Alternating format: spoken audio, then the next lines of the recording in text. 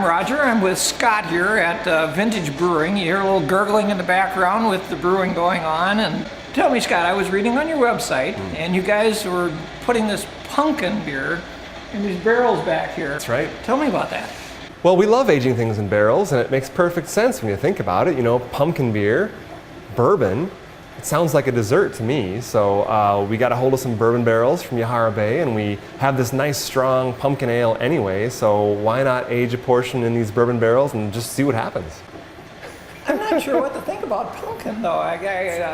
What's it taste like? I've never had pumpkin beer before. Well, you know, pumpkin pie in a glass is a simplistic way to say it, but ours is a little more than that. Ours is an Abbey Ale first, and it has the natural pumpkin and the spice elements that you'd expect, the nutmeg, allspice, cinnamon, those kinds of things, but it's really subdued. We don't want you to get tired of drinking it, so after 2 sips, hopefully you still want to try it again and try it again. So we think ours is a very elegant pumpkin ale, and it's well worth trying on its own.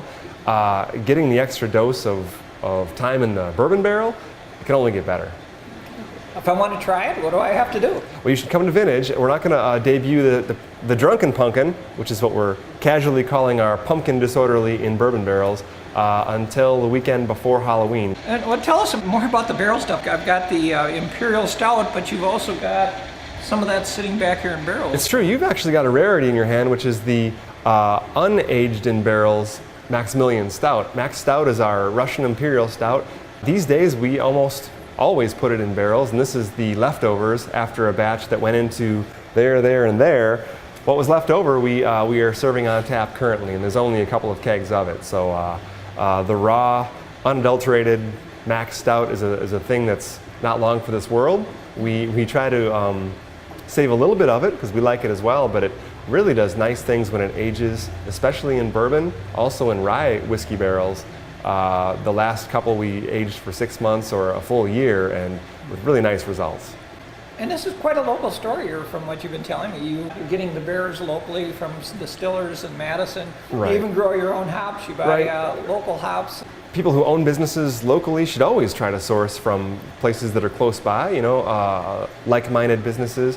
But we are a family who grew up and stems from Sauk County, Wisconsin, you know, homesteaded by Germans in the 1800s, but up until the generation before me, our parents were farm kids, and so the apple trees that we're bringing back to fruiting are only a generation from having fruited for necessity, you know, for the annual harvest for applesauce and canning and whatnot.